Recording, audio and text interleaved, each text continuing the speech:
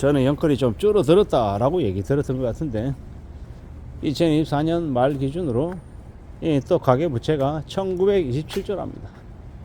그 전과 비교했을 때 또 13조 가량 는 수치라고 하는데 이게 뭔가 싶은 거죠. 이놈의 나라는 저놈들 그 연끌족들이 이제 배 터져서 죽어나가는 거리에서 아주 엄청난 시체로 이렇게 지천에 깔릴 정도로 상이 많이 이제 벌어져야 그래야 줄어들라나요. 좀 제정신이 아닌 이들이 여전히 많은 것 같아서 좀 우려스럽습니다.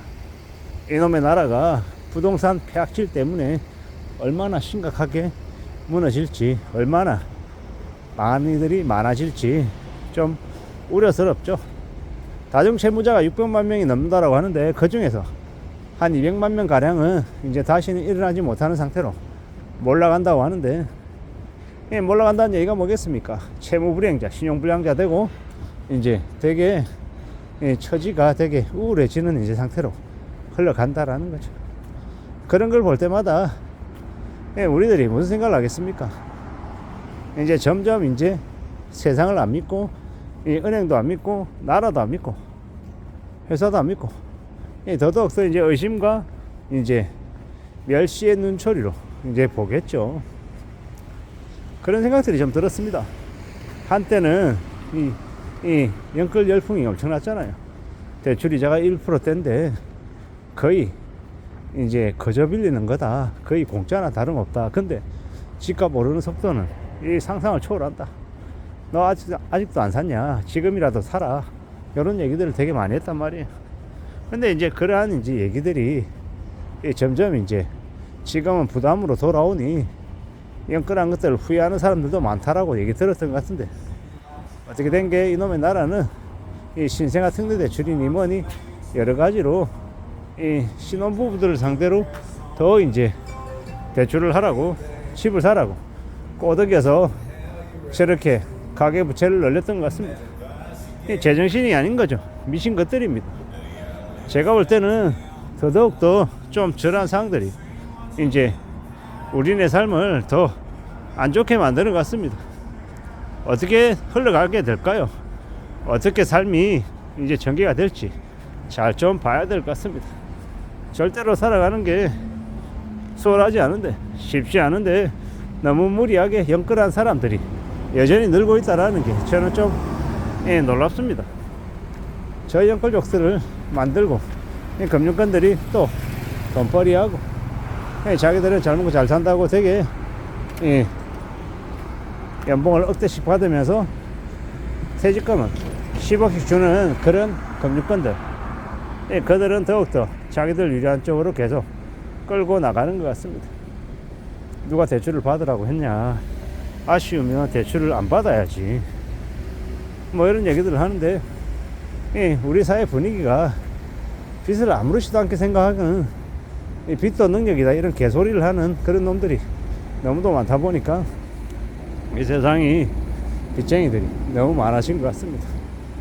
그 빚쟁이들이 살아가는 삶이 좋을 수 있겠냐고요. 빚쟁이들의 결말은 정해져 있습니다.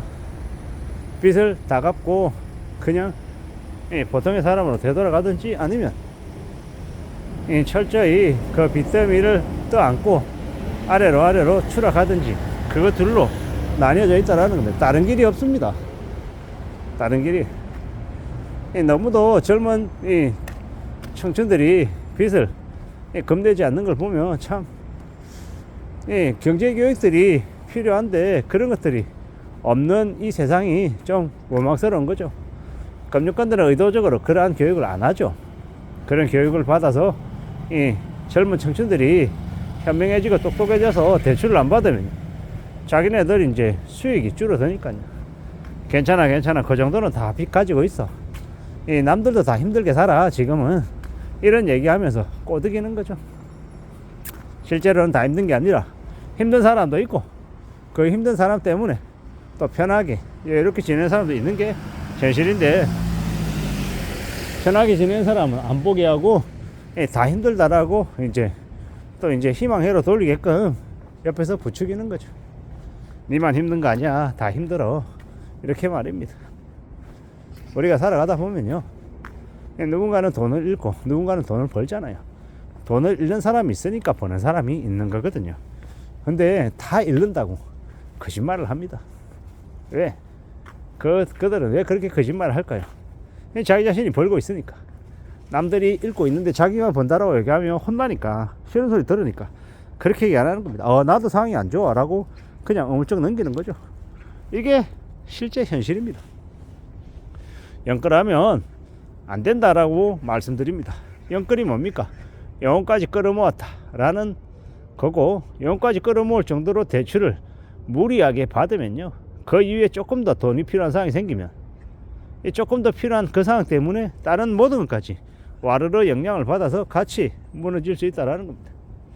살아가는 걸 너무도 자기 계산, 자기 머릿속의 셈법으로 해석하는 사람들이 있는데 되게 위험합니다. 왜냐?